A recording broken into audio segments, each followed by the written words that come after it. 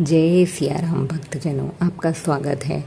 हिंदू पंचांग के अनुसार चैत्र माह में कृष्ण पक्ष की एकादशी को पाप मोचनी एकादशी कहा जाता है। ये एकादशी दो प्रमुख त्योहारों होली और नवरात्रि के मध्य समय में पड़ती है। इस बार पाप मोचनी एकादशी 5 अप्रैल को है। मान्यता है कि इस एकादशी व्रत के प्रभाव से जाने अनजाने में किए सभी पापों से मुक्ति मिल जाती है। इस दिन व्रत रखकर भगवान विष्णु की विधि विधान से पूजा की जाती है। साथ ही व्रत कथा भी पढ़ी जाती है। आइए भक्तजनों श्रवण करते हैं पाप मोचनी एकादशी व्रत कथा का। एक बार की बात है, अर्जुन ने भगवान श्री कृष्ण से कहा, हे मधुसूदन, आपने फागुन मास के शुक्ल पक्ष की एकादशी अर्थात आमल की एकादशी के बारे में विस्तार पूर्वक बतलाया। चैत्र माह के कृष्ण पक्ष में आने वाली एकादशी का क्या नाम है तथा उसकी विधि क्या है? कृपा करके आप मेरी बढ़ती हुई जिज्ञासा को शांत करें। भगवान श्री कृष्ण ने कहा, हे अर्जुन, चैत्र मास के कृष्ण पक्ष की एकादशी को पापमोचनी एकादशी के नाम से जाना जाता है। एक बार की बात है, पृथ्वीपति राजा मानधाता ने लोमश ऋषि से यही प्रश्न किया था जो तुमने मुझसे किया है। अतः जो कुछ भी ऋषि लोमश ने राजा मानधाता को बतलाया वही मैं तुमसे कह रहा हूँ।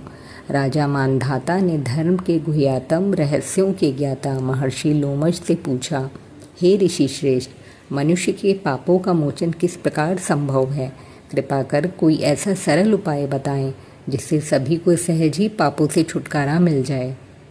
महर्षि लोमश ने कहा, हे नृपति, चैत्र मास के कृष्ण पक्ष की एकादशी का नाम पापमोचनी एकादशी है। उस व्रत के प्रभाव से मनुष्यों के अनेक पाप नष्ट हो जाते हैं। मैं तुम्हें इस व्रत की कथा सुनाता हूँ, ध्यानपूर्वक श्रवण करो। प्राचीन समय में चैत्ररथ नामक एक वन था।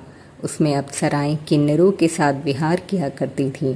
वहाँ सदैव वसंत का मौसम रहता था, अर्थात उस जगह सदा नाना प्रकार के पुष्प खिले रहते थे।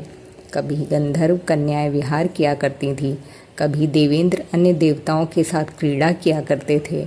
उसी वन में मेधावी नाम के एक ऋषि भी तपस्या में लीन रहते थे। वे शिव भक्त थे। एक दिन मंजुघोषा नामक एक अप्सरा ने उनको मोहित कर उनकी निकटता का लाभ उठाने की चेष्टा की। इसलिए वो कुछ दूरी पर बैठ वीणा बजाकर मधुर स्वर में गाने लगी।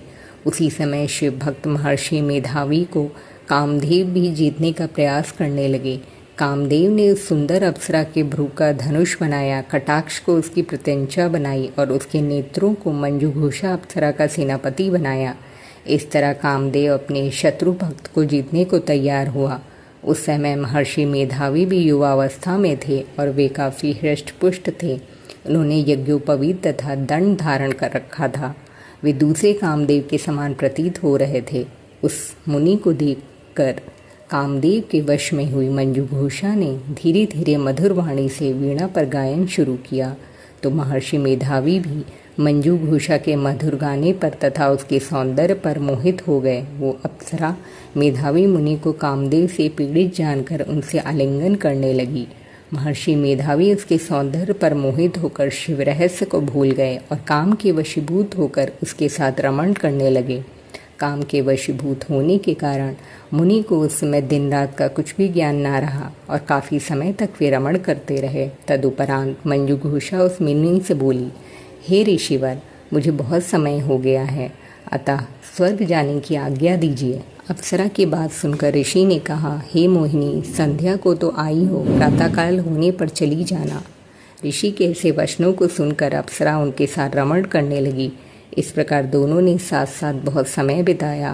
मंजुघोषा ने एक दिन ऋषि से कहा, हे विप्र, अब आप मुझे स्वर्ग जाने की आज्ञा दीजिए। मुनि ने इस बार भी वही कहा, हे रूपसी, अभी ज़्यादा समय व्यतीत नहीं हुआ है, कुछ समय और ठहरो। मुनि की बात सुन अप्सरा ने कहा, हे ऋषिवर, आपकी रात तो बहुत लंबी है, आप स्वयं ही सोचिए कि मुझे आपके पास आए कितना समय हो गया है। अब और ज़्यादा समय तक ठहरना क्या उचित है?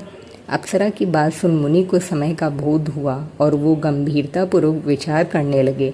जब उन्हें समय का ज्ञान हुआ कि उन्हें रमण करते 57 वर्ष व्यतीत हो चुके हैं तो उस अप्सरा को वो काल का रूप समझने लगे। इतना ज़्यादा समय भोग विलास में व्यर्थ चला जाने पर उन्हें बड़ा क्रोध आया। अब वो भयंकर क्रोध में जलते हुए उस तप नाश करने वाली अप्सरा की तरफ भ्रकटी तान कर देखने लगे। क्रोध से उनके अधर कांपने लगे और इंद्रियां बेकाबू होने लगी। क्रोध से थरथराते स्वर में मुनि ने उस अप्सरा से कहा, मेरे तप को नष्ट करने वाली दुष्टा, तू महापापिन और बहुत ही दुराचारणी है। तुझ पर धिक्कार है। अब तू मेरे श्राप से पिशाचिनी बन जा। मुनि के क्रोधयुक्त श्राप से वो अप्सरा पिशाचिनी बन गई। ये देख वो व्यथित होकर बोली, हे ऋषिवर, अब मुझ पर क्रोध त्याग कर प्रसन्न होइए और कृपा करके बताइए कि इस शाप का निवारण किस प्रकार होगा। विद्वानों ने कहा है, साधुओं की संगत अच्छा फल देने वाली होती है और आपके साथ तो मेरे बहुत वर्ष व्यतीत हुए हैं, अतः अब आप मुझ पर प्रसन्न हो जाइए, अन्यथा लोग कहेंगे कि एक पुण्य आत्मा के साथ रहने पर मंजुघोषा को पिशाचिनी बनना पड़ा। मंजुघोषा की बात सुनकर मुनि को अपने क्रोध पर अत्यंत ग्लानि हुई, साथ ही अपनी अपकीर्ति का भय भी हुआ। अतः पिशाचिनी बनी मंजुघोषा से मुनि ने कहा, तूने मेरा बड़ा बुरा किया है, किंतु फिर भी मैं तुझे इस श्राप से मुक्ति का उपाय बतलाता हूँ। चैत्र मास के कृष्ण पक्ष की जो एकादशी है उसका नाम पाप मोचनी है। उस एकादशी का उपवास करने से तेरी पिशाचिनी की देह से मुक्ति हो जाएगी। ऐसा कहकर मुनि ने उसको व्रत का संविधान समझा दिया। फिर अपने पापों का प्रायश्चित करने के लिए वे अपने पिता च्यवन ऋषि के पास गए। च्यवन ऋषि ने अपने पुत्र मेधावी को देखकर कहा, हे पुत्र, ऐसा क्या किया है तूने कि तेरे सभी तप नष्ट हो गए हैं, जिससे तुम्हारा समस्त तेज मलिन हो गया है। मेधावी मुनि ने लज्जा से अपना सिर झुकाकर कहा, पिताश्री, मैंने एक अप्सरा से रमण करके बहुत बड़ा पाप किया है। इसी पाप के कारण संभवतः मेरा सारा तेज और मेरे तप नष्ट हो गए हैं। कृपा करके आप इस पाप से छूटने का उपाय बतलाइए। ऋषि ने कहा, हे पुत्र, तुम चैत्र माह के कृष्ण पक्ष की पाप मोचनी एकादशी का विधि तथा भक्ति पूर्वक उपवास करो, इससे तुम्हारे सभी पाप नष्ट हो जाएंगे। अपने पिता च्यवन ऋषि के वचनों को सुनकर मेधावी मुनि ने पाप मोचनी एकादशी का विधि पूर्वक व्रत किया। उसके प्रभाव से उनके सभी पाप नष्ट हो गए। मंजुघोषा अप्सरा भी पाप मोचनी एकादशी का उपवास करने से पिशाचिनी की देह से छूट गई और पुनः अपना सुंदर रूप धारण कर स्वर्गलोक चली गई। लोमश मुनि ने कहा, हे राजन, इस पाप मोचनी एकादशी के प्रभाव से समस्त पाप नष्ट हो जाते हैं।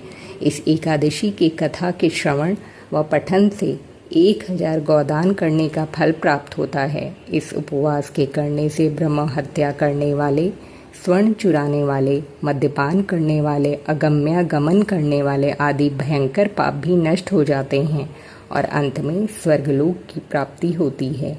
जय सिया राम।